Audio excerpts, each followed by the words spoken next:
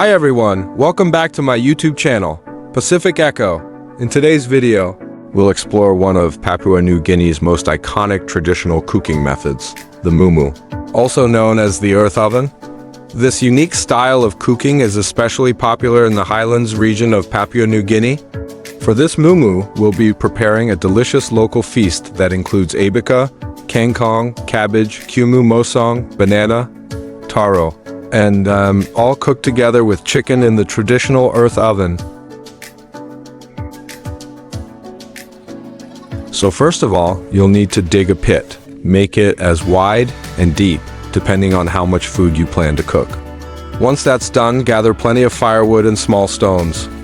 It's important to wash the stones properly to remove any dirt before using them. After cleaning, start your fire by spreading the firewood evenly across the bottom of the pit. As you can see here, the pit has been dug and the firewoods are prepared and ready with stones being carefully washed.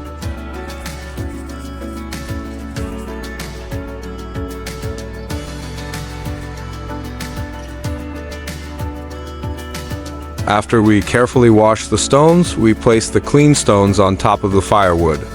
Let the fire burn until the stones become very hot. This is how you prepare the small stones for the traditional Mumu cooking base.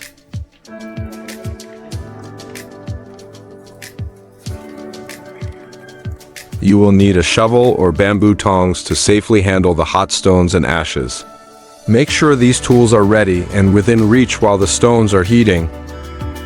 You'll need plenty of small stones for this, depending on the type of protein you're cooking and the amount of food you have. For this Mumu, we only need enough stones to match the quantity of our food.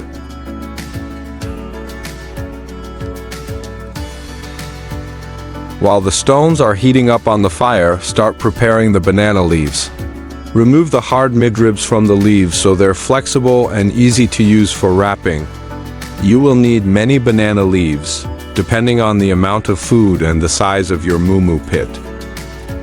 Once the stones are hot enough, carefully remove any remaining firewood and ashes from the pit.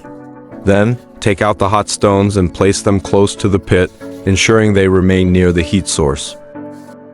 Then fill a bucket with clean water. You'll use this to rinse off any dirt or ashes from the hot stones later.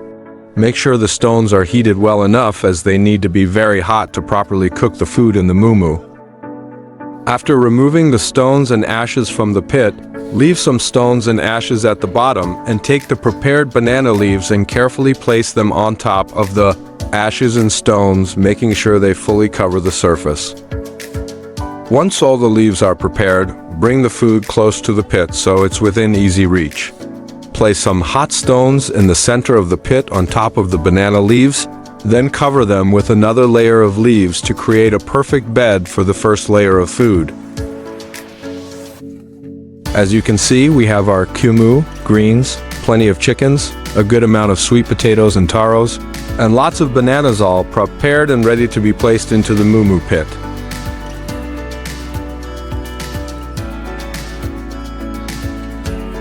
For the first layer, we place some greens at the bottom of the pit and leave some for the second layer of food. You can do the same if you'd like to try this traditional cooking method yourself.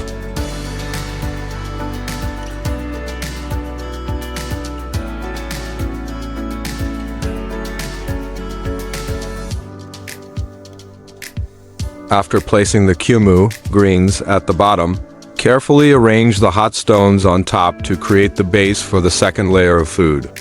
In our case, we added the taros, sweet potatoes, bananas, and remaining kumis, greens, for the second layer. Remember to use tongs to handle the stones safely, and briefly dip each one in a bucket of clean water to remove any dirt or ashes before placing them on the greens.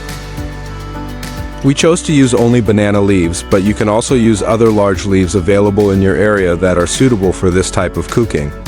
In the highlands region of Papua New Guinea, people often use fern leaves along with banana leaves, as both are suitable for this traditional cooking method. The choice of leaves depends on what's available to you.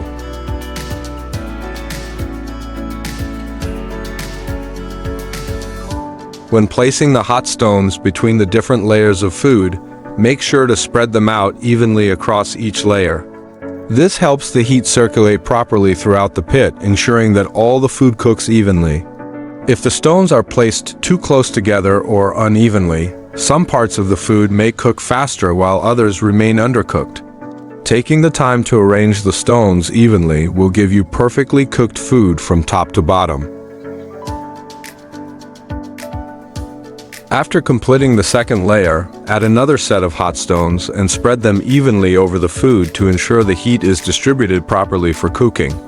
Then, proceed to add the third layer of food. In our case, we added the chickens.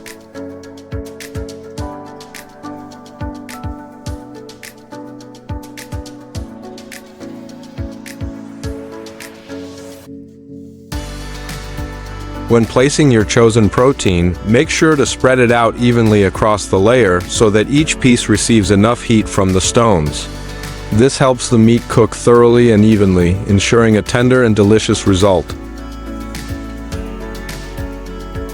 Don't forget to add either water or coconut cream. In our case, we use coconut cream. We also added seasonings such as salt, Maggi cubes, and curry powder in the coconut cream to enhance the flavor. You can adjust the seasoning according to your own taste, as these ingredients are meant to add richness and flavor to the food.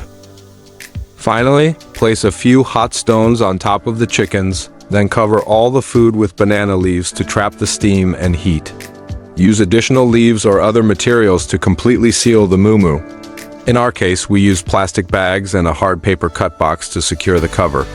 And wait for 20 to 30 minutes for the food to be cooked by the heat. And there we go. After 20 minutes for our case, the food is cooked and ready. Carefully unwrap the mumu and have the serving dishes ready to transfer the cooked food.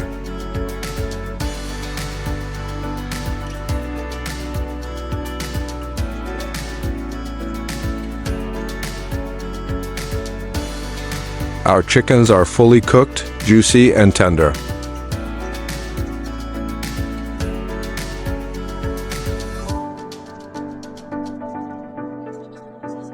While carefully removing the chickens, bananas, taro, sweet potatoes, and the greens, we have to make sure we separate the stones and keep them safe for later use. You can do the same if you wish to try this same cooking method.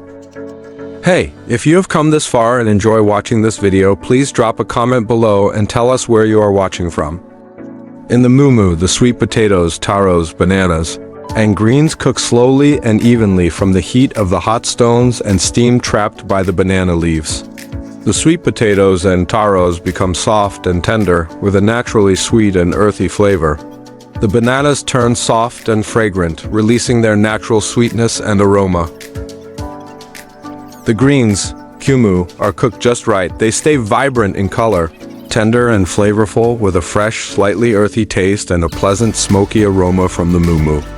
The overall meal is moist, well-cooked, and aromatic, with each bite offering a rich combination of textures and flavors.